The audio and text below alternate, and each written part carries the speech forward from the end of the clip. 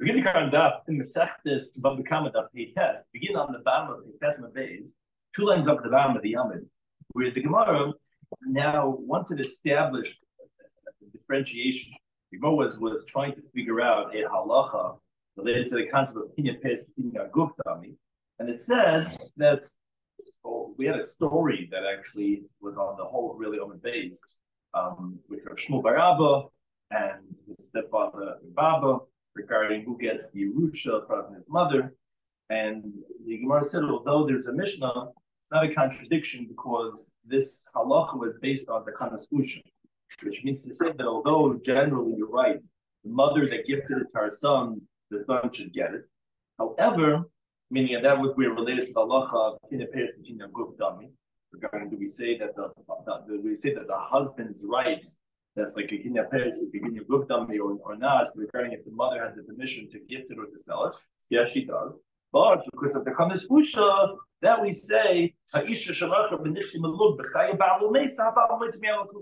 although generally we would say it's la kinya guptami, but about the see ishtay, like Rashi, bless Rashi, it says and therefore that's why the husband is going to get it. That was the story that ultimately we ended up in an explanation. So the Gemara is going to continue now elaborating on this takana solution.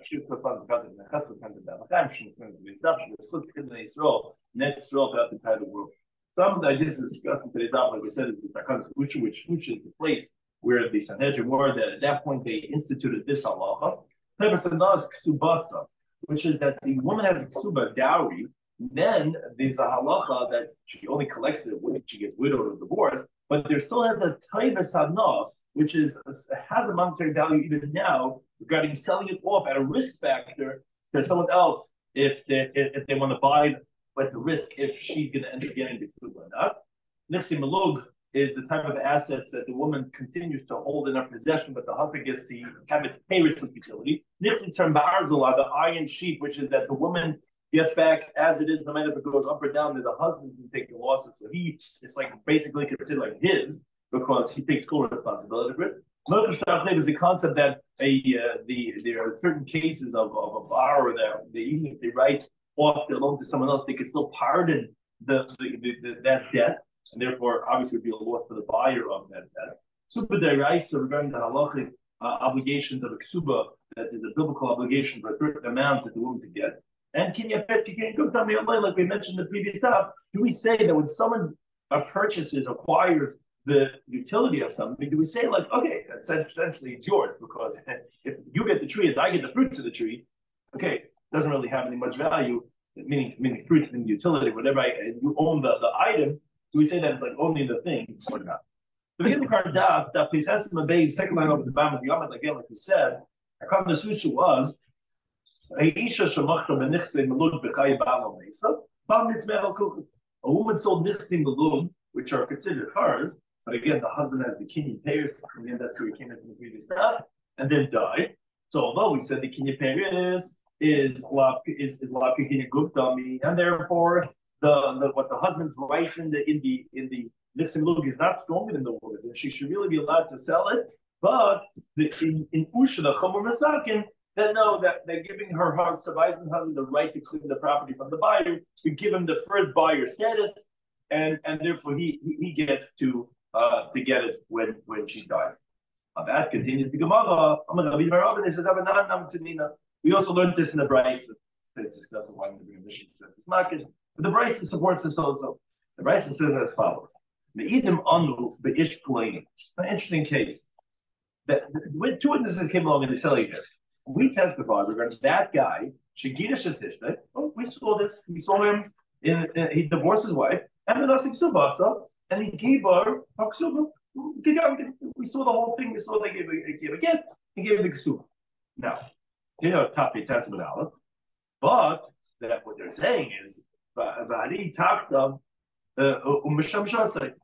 and look, she's together with him, and they're being intimate, which is obviously inappropriate if they're already divorced. Now, the nimtzu zaymin, or you could say that it means to say that they just everyone else saw that they were together, and so leave it as an a. The nimtzu zaymin. Turns out that these witnesses were lying. It's not true. Now, Rashi points out importantly that if she was definitely divorced from other witnesses, let's say they were found to be lies. How could you say you saw you were somewhere else at the same time? Fine. But let's say there were other two witnesses who verified that she was divorced. When it turns out that these witnesses were Zayden, they would have to compensate her for the entire amount of her ksuba, because that's what they wanted to cause her a loss on. Because they said, we saw that he divorced her and they gave her the ksuba. And you guys are liars, you guys weren't there. And we know that she's divorced, so the husband owes the ksuba. Because they said he gave it already. But now they're not saying that, they're not claiming she's not divorced, they're claiming they saw her with him at a certain time. They can't say it was prior. These false witnesses said that we saw the husband divorce her and give her the ksuba. So they say, and saw them together afterwards. Yeah. They said it, the whole thing, all the ages. Yeah, but it's not really so much the relevant point. The main point is that they saw her divorced and got a ksuba. Then if another pair of witnesses would have came along and said that we saw she was, and then they became Zayden, which were found to be liars. So they would have to pay what they tried to cause a loss. That's what Hazama is. You tried to pay what you caused a loss. So if other witnesses would have came along and said, we saw the divorce, but there was no ksuba given, you would have to compensate for the ksuba. But in this case, there's no other witnesses. We don't know if she was even divorced at all. So maybe she would never take her ksuba. They're claiming we saw her divorce and she got the ksuba. Maybe she would die and the husband would inherit her. Came out that they said that we saw her divorce and she got the ksuba, that's not necessarily causing her a loss, because you're right, she maybe would have never gotten her ksuba anyway. So here's the interesting halacha. It says the Brayse ain't misham kol ksuba. So I'm saying, okay, you guys, you know what you tried to do to her? You tried to cause her a loss of ksuba. Not necessarily. If she would die first, then she wouldn't have gotten the ksuba anyway. So they have to pay the present value of the ksuba. Says the Brayse says, so what's the present value of the ksuba? The ksuba is not collected only when the woman gets divorced or gets widowed. They said she was divorced and she got her ksuba, she didn't. So what was the law? What were they trying to cause the loss of? So it's like this. We evaluate how much would a different person want to give to this woman for her ksuba on the suffix, on the doubt, on the risk factor. That if she's going to get widowed or divorced, then this guy who bought it will be able to collect it. But if she dies, her husband's going to inherit her, and this guy, whoever bought the ksuba, is going to lose whatever he gave. That monetary value is what the witnesses have to give to her, because that type of sanah is what they cause a loss now right away. Because if she would want to sell it with that type of sanah, she can't, because they're claiming she really got her ksuba. So the type of sanah, it says Rashi, in other words, it means like a little bit amount, whatever it is, that little value that it has is what they would have to pay. But that's the Brayse, so that's halacha, that belongs to Mesechus Markis, that's somewhere else. But one thing we want to say is the Isa Gedaita. If you think to say lesser with that kind of usha, that we don't have this halacha of usha, which they masakin, that the husband is the first lekech and he gets whatever it is when his wife dies. Why is the Brayse saying that if she dies, it's a risk factor because then her husband's going to inherit her? What do you mean?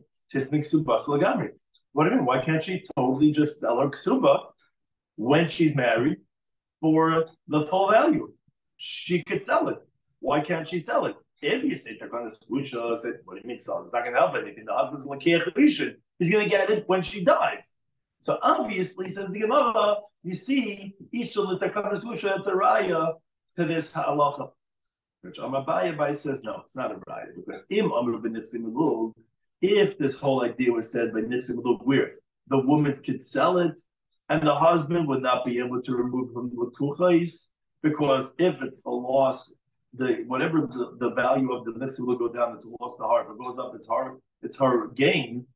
So that's where we would say, okay, she could sell it. So and you're right, maybe she'd be totally be able to sell her Nitzim Lul, meaning not like the conversation. So, but then why are we saying that it's a risk factor from a ksuba that Yerushin Abala, because you remember in the ksuba, there's the Nixi term Barzel, which is the Nadunya, the dowry that the father had brought in when she gave it to her when she got married. It's written in the Ksuba. The husband, the chassan, takes full achrayus, full responsibility, which means to say that if these properties, these assets go down in value, it's his loss. If it goes up, it's his gain, like the Gemara says, and that's why it's called nichse, the assets of term barrels of the iron sheet, because these are properties that are fully insured that he's going to compensate, like iron, which is hard, which is not going to get depreciated. And over there, of course, she can't sell it because that's totally really in the husband's possession. Oh, so there's no riot at the kind of kusha. Maybe the woman could sell and the husband wouldn't get it. But we're talking about the ksuba, and in the ksuba there's nichsitz and barzel. Those nichsitz and barzel, that the Yerushen Bala, that's a risk factor in the ksuba, and therefore that's why we said that it's only Toivas Hanaha that the Eidim Zaydim tried to cause a loss, and therefore that's what they're going to have to pay, not the full amount of the ksuba. Now, related, the Gemara also tries to prove from this Bryce, Amabaya says Toivas Hanaha, this idea that we said, that the ksuba, let's say, right now, when the woman's married, it doesn't have a full value to her because we don't even know if she's even going to even collect the ksuba. So we said, but like, it's a risk factor that you could sell off. That time is a no. Once that topic came to us, so let's say something regarding it as follows. A woman that sells her ksuba to other people with taivas hana, like we said, a woman can say, when she's married for 50 years, she goes over, she wants to buy a special prize for her husband and she has no money. She goes to the pawn shop and she says, I'm going to give you my ksuba. If I get widowed or divorced, then you'll collect my ksuba. How do I know you're going to die first? Your husband die first. You might die first. No, give me 10 cents on the dollar, whatever it is. It has a certain. Okay, but for that I'll invest. Now she gets that $500 that she gets in the shop, those monies belong to her, and her husband has no rights in that money. We know generally, no, he has no rights, and I'll prove it to you, says the Gemara. The Isa says Abaye, if you think to say that goes to the husband, then let's go back to the price we just brought before a second ago.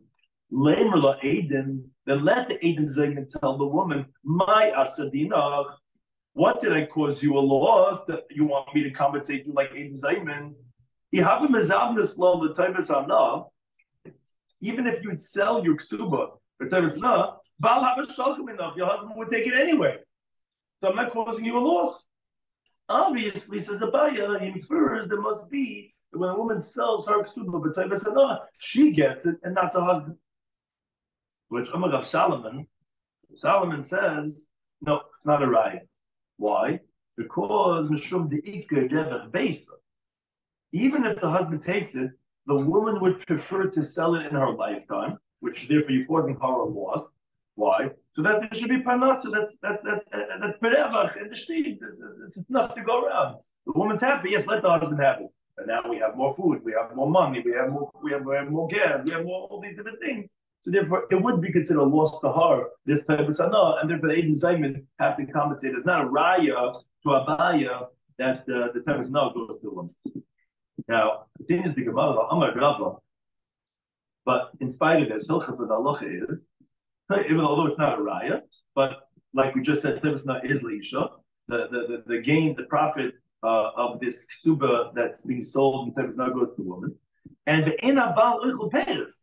The husband doesn't even eat the payers. In other words, like Rashi says, we don't say that, okay, look, we know whatever a woman acquires goes to the husband, at least let her get a piece of property and he eat the payers. So even though it's like, let's say, like the lower type of mixing load, let her take that money of the payers enough, invest in the property, and let him get the payers. No. My time, what's the reason? I thought the husband gets all payers of the woman's assets because payers the Rabban only instituted the primary utility. Peda de peda, like the kinyan Rabbanan. A secondary profit, the payers of the payers, the Rabbanan did not institute. That Chases importantly qualifies this compared to payra.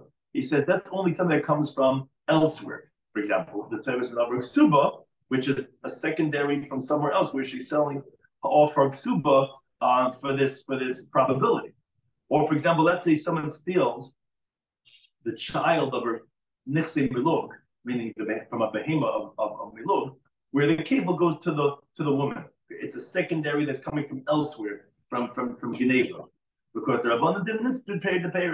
But it says places, but pay to pay that comes being paid. For example, let's say the baby animal of the baby animal, of course, the Rabbanan instituted, because that's actually a Mishnah in Mesechta Ksubas that Begimel that la'oil mo'oichel pay to pay this, because that's all from the Nichse Milug. So if that animal has a baby animal which has a baby, everything, of course he has the pay. That's awesome and goofy. We're saying he doesn't get it. It's aslam alma coming from somewhere else, like kefil or for this halach of teresana. That's what Rabban didn't institute that for the husband. Now, continuing with the Takanas Usha, says the Gemara, he also that papa of Rapuna Berid B'Shuma Beirav, when he came to the Shiva Rav, Amrei said, Tanina the Takanas Usha, we have a Mishnah, which is our Mishnah that we taught, our previous Mishnah, that proves this Takanas Usha. Why? The Mishnah said, it said the encounter with this, remember, we're talking about Perak HaChayil over here, which is talking about injuring. We said if you have a fight with a slave or a woman, that encounter is bad. Why? Because if you injure them, you're going to be chayiv, or injuring them, they're Yisrael. But if they injure others, they're going to be pater. Why? So we said but the Mishnah, that doesn't mean they're really pater. Of course, they're Yisrael and they're also obligated, it's just that they have no money. It's so much about Ishak on the ballot, Ebed on the rabbi, so they have nothing, so it's a bad, they're not going to be able to pay, so it's a bad fight to pay. Says the Gemara, well, wait a second. This is another right that comes to But if you think to say we don't hold the Konstitution, meaning we don't say whatever the woman has, the husband's going to ultimately get it because he's like the person care. So Tizman Nechsim look, but like, why is this a bad encounter when you fight with a woman? And then if she injures you, she has to take her Nechsim and sell it. So why she has money? If the husband gets the pairs, who cares? But I won't get the pairs. She owns the property. Oh, obviously because we hold the Takanas Usha, which is that he's going to get, even if they're going to sell it to you, he's going to get it anyway when she dies. So therefore, that's why it's Pigas Avah. Says Gemara, wait a second. According to your reasoning, it's still difficult. Because even though you're saying, oh, okay, you're right, it's a bad encounter with a woman, she has nothing to give you, because even if she would sell her Nixim alone, God would get it anyway. But so you're saying, well, you're right, she can't totally sell it. But why can't she sell? Remember, we just spoke about the Ksuba before, why can't she sell her Nixim alone and give it b'toivas hana, which with how much the value is at the present moment, the TTLA, and give that to him. So although you're right that when she dies, the husband's going to get it, but this has Tevis on now. So it says the Gemara. So therefore, I'm showing you how your raya is not a raya for the constitution, because obviously the lesson. Obviously, that means she doesn't have a Nesimaluk. So the lesson, so then she doesn't have a Nesimaluk. So it's no raya. They say, oh, why can't she tell the Nesimaluk? Obviously, the constitution is not true, because even if you hold it the constitution, you should still be able to sell the Tevis of the Nesimaluk. And you're not saying that, so it's no raya. Then the Gemara has a different question, however, on the Mishnah. Forget about Nesimaluk. I think it's difficult according to everyone says the Gemara. Why is because Rav? It says why can't she sell her ksuba? We spoke about it has a 10%. We spoke 8 Zayman, right? So we brought that she could sell 10 cents on the dollar. So why when you fight with a woman does she have nothing to pay you? No, that's not an option because Hamani Remeiri, who's the Tana of our Mishnah, Remeir. The Amar that he says also woman halacha, it's forbidden for a man shishas ishta that he should hold on to his wife. Can't have one moment or woman they go crazy. Where's the ksuba? Can't have a woman one moment even without a ksuba, and therefore she can't sell her ksuba to the guy in the store because she can't be without the ksuba. So wait a second, that's not a good answer. Because by time what's the reason? Which Shais discusses, that's not really where it comes out. But what's the reason why? that you can't be without ksuba. Because we don't want it to be light in the husband's eyes to send her out. She's like, yeah, get it. That's done. One moment he divorces her, he sends a packing bags and leave. No, he's got to pay out a few $1,000s. He said, okay, he hesitates for a while. It's not somebody so light. So that's the point why he doesn't go. He doesn't. That's why he can't do it out of ksuba. Says the Gemara, here he's not going to divorce her. Why? Because the imagarash is going to divorce her. Remember, he took the ksuba wasn't collected yet. She sold it. She doesn't have ksuba anymore. She went to the guy who does he does online. He buys whatever bulk. She said, "Do me a favor. I'll sell you my ksuba. No problem. 10 cents in the dollar." Yeah. She doesn't have ksuba anymore, but he has it. So on the other side of the Zambia, go look ksuba. He's going to collect it. Why is he going to? Why is husband be quick? He has the guy down the block waiting. I said, this guy, I hope they fight. Right? I can't wait till they get divorced and I collect my big ksuba from him. So why would you say that? How does that answer the question that she can't sell the ksuba to go like a mayor? But that doesn't help. He's still not going to be calibrating the Leitzia. So listen to you right. I have to come up with a different answer. The reason why the Mishnah said Pegyos and Rav, why does the woman not have any money by selling the Teves and the ksuba? Because Teves is not million. What is it already? It's just words, right? Because it's not the essence of the thing itself. It's just like when, if and when this would happen, you would be able to be like, and words cannot be indebted to the victim. Remember, she got in a fight with someone. We're saying it's a bad encounter when you fight with a woman. She went and scratched your whole face up, and now you got to go to a dermatologist, do some work. And she's like, Enli, I have no money. What do you mean, Enli? What do you mean? You're ksuba. Sell 10 cents in the dollar, pay for me. So it's that the Gemara is saying that's words. It's no actual value. Words are not even sure because what is it? The ksuba doesn't have any value right now. It's just words saying you'll be able to collect this in the future, which Gemara is asking the question right now that might be bothering. Alam, why not? It's still words that can be sold. It has money. Calling it words, fine. Shiur, all these things are words. I'm saying, but this still has a monetary value. So why can't you go and pay the nizik with those words? The Gemara says, "No, you're right. We have to come up with a different shot." In Mishum de Shmuel, because the Amr Shmuel says the following Allah: this is a shtar chayv. Ksuba is a debt that the husband owes to the wife in case of divorce and death.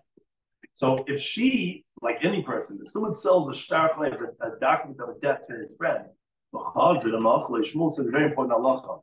So although I'm selling you the debt, but if the person that is owed the money pardons it, machal is pardoned by fully Yerush, even the inheritor, even the guy who let's say the lender, wherever it's even if his inheritor pardons, it's pardoned.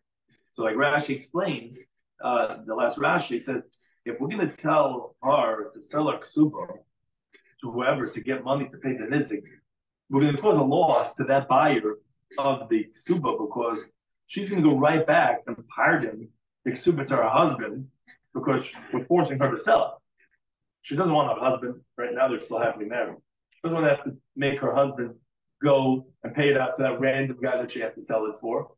So if you're going to make her sell the ksuba b'teva sana to go pay the victim, we're going to be causing a loss to that buyer. So there's no point in doing that because she's going to pardon her husband, and the buyer is not going to get anything from this ksuba. The problem with. But we said that's not a problem because we said that. Oh, you're saying meaning then. Right. How can she sell? Say that she's going to pardon to the husband. So right. So what? Wait. So what are you saying? Saying that in that case, what are you going to do? She's causing herself not to be able to live in husband. Right. So yeah. So I mean, that's also not. So what is it weird? So what is that thing? It's not going to work. She can't demote it. She can't. Well, she could. Right, but then saying that right. Place to discuss. That's just not the point. It's just not that it's not the living your husband. Well, Just like the comment. Well, you don't want it to be easy, but that means if he was mindful, that means it's yeah, takes it says, take the answers. He takes it after the question. Says the Vakati Himchol, his mom said, "God, I feel like I made the Amas Lash in the Mission Week. So it's in Achad the Temple. You have to make sure like Suba. He's going to write a new Suba." That's what Taisa said. Right, Taisa has a few interesting points over here on this Gemara. That's what Taisa says. Right, that's what got. What were you saying, Noel? If she's, how could she be a Malchut Ksuba when she sold her rights to Ksuba? Yeah, that's the point. That's exactly Shmuel's halacha. When you have money owed to you, and then you sell it off. But once you sell it off, you lost control. Right. So you have to understand Shmuel's halacha, how that works. What is it that's being sold, and how could you pardon it? Shmuel is basically the mechanics of what Shmuel basically is trying to say is that you didn't buy anything. I sold you my debt that's owed to me. If I pardon the debt which is owed to me, you're getting nothing. Now, yeah, it doesn't sound ethical or whatever, but ultimately, if someone does that, it would be pardoned. So therefore, the Gemara is saying it's not an option to get the victim the money by making her the ksubas taibas ana, because ultimately she's going to pardon to the husband anyway, so that's not an option. So again, we're back to the big Yas and Ra. Again, we only got to this conversation because we thought we were going to bring a right resolution, which was rejected. But then the Gemara is saying, well, once you brought it up, I do find that the mission is difficult because why to Yas and Ra? Why you think the woman has no money? She does have. She could sell her taibas ana. But the Gemara says, no, it's not an option because she's going to pardon her husband anyway. So the Gemara says, wait a second, I already said, why? So what is up? Selling suicide is enough. And then she'll give it to the victim. The Mochlik Gabi Baal, if she ultimately pardons her husband, then she pardons. Look, whoever bought it obviously knew that there's such a risk. So why can't we do that? Why was it the gas and ras? I mean, they said no, it's not true because Mochlik Gabi Baal. Anytime it has to do with the husband, she's for sure going to pardon him. Who's going to be dying? And if it causes an act of loss to a buyer who are unwitting buyers, like, oh, Suba's man, like, you have those buyers that don't really think things through. And like, we don't want to set up a guy, it's totally setting him up where no matter what he bought it for, it's a total loss because she's controlling the partner and her husband. Anyway, that's not an option. But that's a good question. More says, wait a second. The Chita people are going to say, sell it to the victim. Give him the rate of a buyer, the setting of a buyer that she's sure going to pardon the husband. Like maybe for sure means 98%, whatever it is. Right? So we don't want to do that thing. But give it to the victim. Give him the ksuba, the taibas as he thinks on the base. The machla gamibah, because even if she's going to pardon to the husband, look at us, it's not a loss. Because the husband's not really going to go anyway, he's not giving anything to the victim. Give him the taibas Like it's something people are trying to say. Like even if it's the 1%er, at least he'll get a shot at it. No, it's not true. Same side. At the end of the day, kol galibal, whenever it has to do with the husband, she's showing the partner husband. But to make the courts go to something with nothing, we don't put the effort. They don't have other better things to do at the time. Also, say, oh yeah, why not? The group is busy. Don't say, why not? Maybe try. Don't, don't waste that time if there's no point in that at all. So the Gemara says, "Oh, the Tanya," but says, "No, wait." Just do the price of when she injures her husband, she didn't lose her ksuba. Remember that although they're married, they do have independent lives, and she injured him. We say she doesn't lose her ksuba. Amai, why? It's venina nehale l'ksubasa lebala b'tevasana. Well, there's a lot of words over there, but it's venina nehale. She should sell to him for her ksuba to her husband in the tevasana that she has in the ksuba for the injury that she injured him. Because the machli galavalik could say that here you're stuck, says the Gemara. You just answered to me. You told me we had a question on our mission. You want to know why is Yas and Ra? Why is it a bad encounter when you fight with a woman? Why can't you collect something from the woman? What do you collect? The the value that the Ksuba has right now that someone would buy on risk. He said, no, because whoever's going to buy it, since we're forcing her because she doesn't really want it. If she wants it for the money for herself, it's not going to be vital. She needs the money. But if we're forcing her because she fought with someone and she is a victim, she's showing the partner, so there's no money over here to go pay the victim. But I have the following question, says the Gemara. We have a brisa that says, if she fought with her husband and she gave him a zetz, and now he's got to pay for some doctor bills, so the husband says, pay up. Endly, I don't have any money. What do you have any money? You take your ksuba, go down the block to the pawn shop, sell it, and take whatever money you would get on the risk that I die first or that we get divorced. That monetary value, go and pay me now. So the rest says no, that doesn't work. So think about why.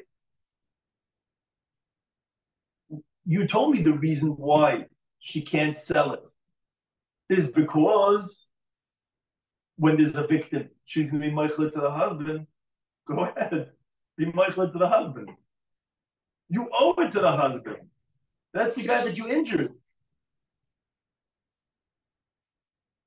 So therefore, says the Gemara, why are you saying that she has nothing to pay her husband with? She has her ksuba. She has nothing ksuba. Says the Gemara, the Havadri made. No, this doesn't work. This is most definitely a mayor. She can't sell her. She can't sell ksuba because she can't be for a moment without a ksuba. And she can't go to the shop and sell. She has to have a ksuba. So the Gemara, wait a second. That doesn't work. But time of mind. Wait a second. What's the reason that says a woman cannot be without ksuba? They should take out so that it shouldn't be light in his eyes to divorce her. Says the Gemara, here, meaning, so here, what are you saying? Here he's going to divorce her. And he's going to go ahead, and he's going to go ahead and collect what she owes, from the injury that she caused from him. So should there be saying that she has to have a ksuba? If he doesn't have a ksuba, then he's going to want to divorce her so he can get paid up. If that's the case, has to nominate. Here also, if you don't, if you're not going to give it,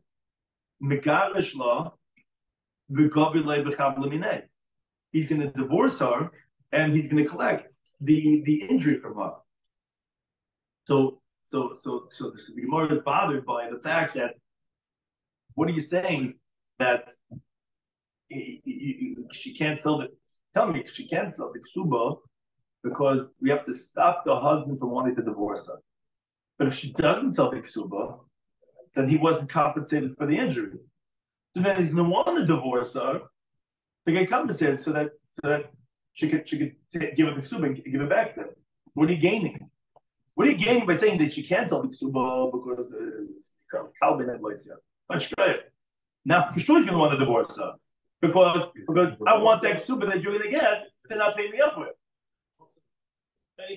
No, to get no, but he's going to have to pay. Yeah, but I want, but then I'm going to find it. You have the ksuba. I owe you that money. But I can't know that money. She does. Right? He's going to pay her now in order to. Oh, so that's right. So that's a little bit to what the Gemara is answering. The Gemara says, "Kigun enough is ktubasa." Our ksuba, the dowry is a lot. You got to pay out a lot. Mishnah who porta, but that little amount of the injury that she gave him, loy mafsid too, but he doesn't want to lose out a lot. So it makes sense that he's not going to want to divorce her because why should he pay out $5,000? Let's say it's ksuba. She owes him $500. So therefore, that's why we say that no, that she cannot sell the ksuba back to pay him, because we want him not to want to easily divorce her, and he's not going to want to divorce her to get paid $500 to lose $5,000. Says Gemara, but wait a second. The in the fish ksuba deraisa, if her ksuba was more than the biblical ksuba, which is that Basula gets 200 and Almana gets 100. If he wrote for her for Basula more than 200, she was a widow more than 100, that's fit for her to get biblically. So why wouldn't he want her to cause her a loss that says the Gemara? So nukma ksuba deraisa. So why didn't you just keep it like you tell me? Because the mayor says like keep a woman even 1 month without a ksuba. So fine. let her keep the biblical ksuba of 100 or 200. The idach and the rest, the extra, tismana nahale. Let her sell it to her husband with tevis anav, and then she'll give that to him b'chavle regarding the injury that she injured him. So if it's so much, you're saying so much of ksuba, and therefore you said he's not going to want to divorce her to get that the 500. So it's so much. So let her actually. We can get around then the problem with made. Keep her with the 100, 200, and she should have to compensate him on the Tesefes. No, you're going to learn the fish ksuba to make ksuba the rice. Our ksuba is not more than the double of ksuba. Because I'll explain exactly the case. The injury was 4 zuz worth. Because of the injury of 4 zuz, like Mavtzit Esrim Chamisha, he's not going to want to lose that 25 slum, which is a month, which is 100 zuz. It's a ksuba of a widow. Rashi says that we're just picking the lowest ksuba, which is a widow. In other words, the injury is very little. It's even less than the biblical ksuba. And the biblical ksuba, you need to have that the woman has to have at all times. So he's not going to want to divorce her to pay out 100, or to pay out 25 to get 4. And therefore, that's why, again, we said that she can't sell it because we're going to get there. We always have to make ksuba. And I who said that's my kid's going to want to divorce her so that she could finally pay him up. No, for 4 zuz, he's not going to want to lose 25.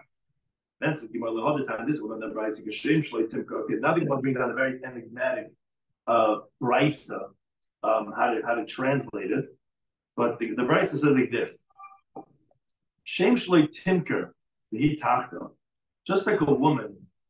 What the Gemara assumes this means in the beginning is just like the woman cannot sell her ksuba while she's still married to her husband.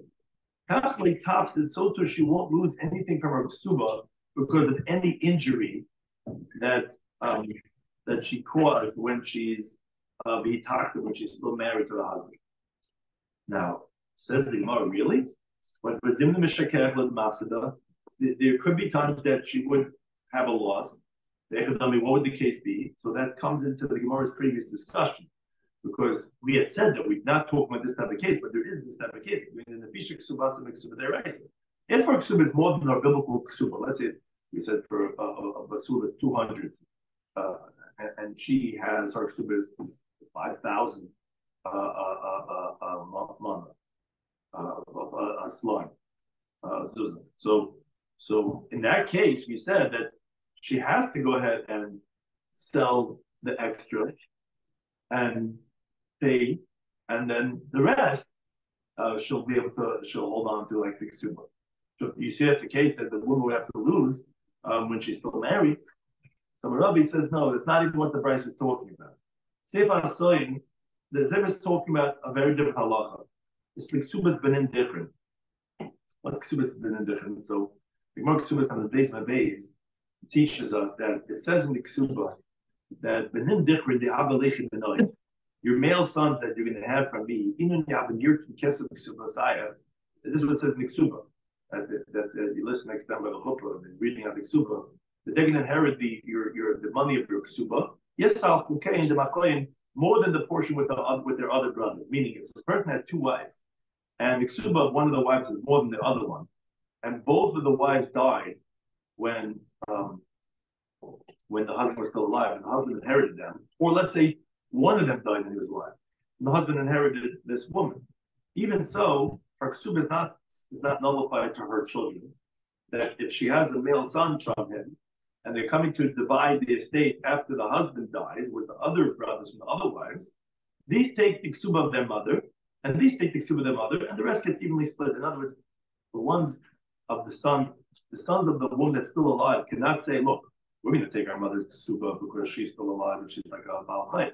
So you shouldn't take it because your mother doesn't have ksuba because her husband inherited her already. No, we don't say that. And this is what the Bryce was saying. Just like when a woman sells a ksuba to others with Tevis Snow, which is the whole subject of today's daf, and she dies in her husband's lifetime, so the husband's going to inherit her, the buyer loses. And so therefore we see like she can't really sell a ksuba to others. Even so, well, you see the ksuba has been indifferent. This is what the Bryce is trying to say, a very different idea. She didn't lose her ksuba has been indifferent. In other words, the sons of the other woman cannot say, look, your mother was negligent. Because had she been alive, then she would not have collected, because actually the kuchas, the buyers, would have collected it. That's the risk that they take. Who's going to die first? No, we don't say that if she died first, that the sons don't take the ksubas bin different. My time, what's the reason? Because they could tell the other brothers from the other wife, money forced her because she needed money, but it wasn't to cause any loss. That was her intention. Oh, kach, that's what the Bryce is comparing. If she sounded like ksuba to her own husband, that's what it meant. Like when she's like the tafta, well, you see the ksuba's been indifferent. She also doesn't lose ksuba's been indifferent. My time, what's the reason? But she already sold it off to the husband. No, it's just money that forced her to sell it, but she really didn't want to cause a loss, and therefore her sons will not lose out. The ksuba has been indifferent from ksuba, even though she already sold the ksuba to her husband. Again, it has no relevance to what we were talking about, and doesn't disprove that logic that we had said before. Then the Gemara ends off the daf by going back to what we had started with. Says the Gemara, let's say Takanus Usha is a machlekes tanoi. Why? Because the Tanakh had learned one brayso of the miluk, which are the slaves of the nixi miluk of the woman. We know that the Evet Kanani, if his tooth or eye gets knocked out, it sends him free. Now, if the woman knocks out his tooth or blinds his eye, one brayso says the slave's going to go free. But if the husband blinds the eye of the slave or knocks out his tooth, it does not go out free because the body is not acquired by the husband. It's owned by the woman. And another brayso, no, neither one of them knocking out the tooth or blinding the eye will send this slave free. Okay, that's the machlekes. Now, so they thought, those who were interpreting this as machlekes, and thought that in general, the full yama that according to everyone, both braysos would hold kinyan peris lavka kinyan guftam, that the acquisition of the peris is not like the kinyan of the growth, as we said, like Rabbi Shloimy, as we said in the previous daf, that everyone held that it's not the kinyan growth. So my love, what's machlekes regarding if the woman knocks out the tooth that's send it free amount, is the following principle. The mandam of the Isha of the Bryce that says that the woman will send him free by knocking out his tooth, less like the constitution. It doesn't hold the constitution. Oh, so then the husband is not the primary owner, like the constitution said, and she is the owner. And she's the owner, she knocks out the tooth, he goes free. But the mandam of the one that says that neither one of them will send him free, is like the constitution. So therefore, they can't go out because the husband is on some level the owner. Because the meaning if the husband knocks out his tooth, he won't go free because he doesn't own the body of the slave. And if the woman doesn't, she also can't send him free because the husband's shibud is so strong that like his kinyan is like a kinyan guf. So you're not the full owner. So therefore, it would seem that that's the machlekes of the Tanakh. The Gemara says, no, not necessarily. It's fully humble that you could say that according to everyone, they have takan solution. So no one disagrees with it. The first brayso is kaidin takana, was before they had made the takana. So then his shibud is very light, like other kinyan pairs, which we know is lav kinyan gustami, and therefore that's why the woman will send the slave free. The second brayso will just after that institute the takana solution. Or if you want to say another approach, after they already entered the takana solution. And based with the constitution, they both hold the constitution. So, but what's the machlekes? What's the reason on the first bryce that says that yes, the woman will send him free and not for the man?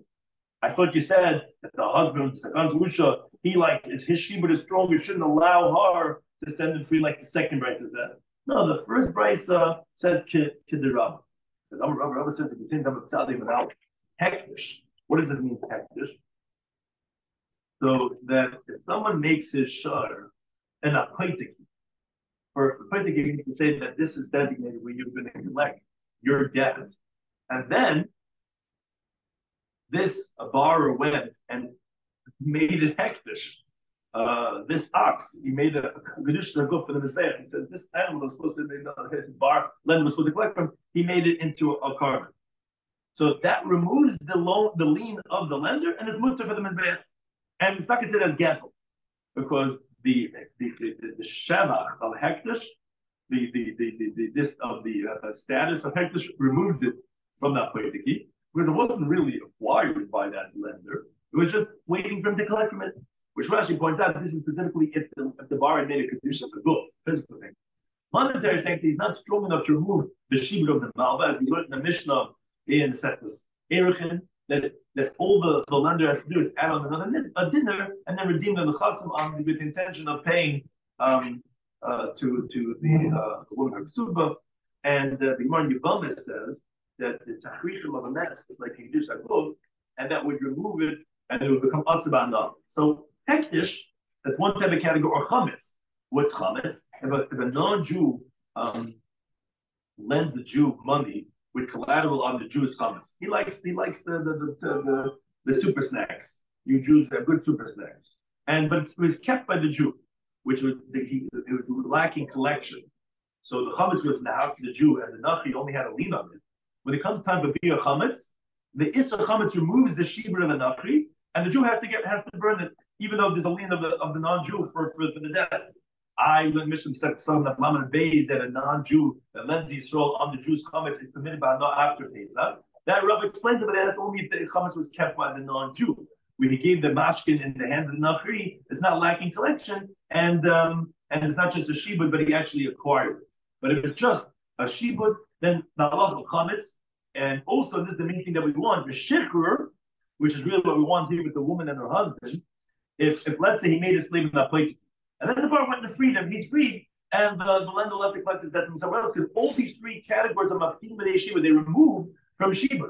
Oh, so therefore, even if you say that they hold the constitution, and you can pay the husband, you can good dummy, even the judge don't hold, but we say that here he has a shibud, but the wife being meshacher, that freeing is mafkia from the shibud, and therefore that's what the first bride holds, that if she's going to free him, he's going to go free. So shall we say that Rav is a machlokes tanoi? That we see over here that the first bride holds like you and the second bride says no. So the might know the everyone holds like Rav. The machlokes, however, is the second time the bride of the second the time the second bride held that you're right. Generally, shibud can be mafkir for the shibud. But Usha made it that the husband shibud is so strong that even shibud can never be mafkir from the shibud of the Baal, and therefore that's why it's not going to go free according to the bride. The second bride for the woman is free. Thank you to any time.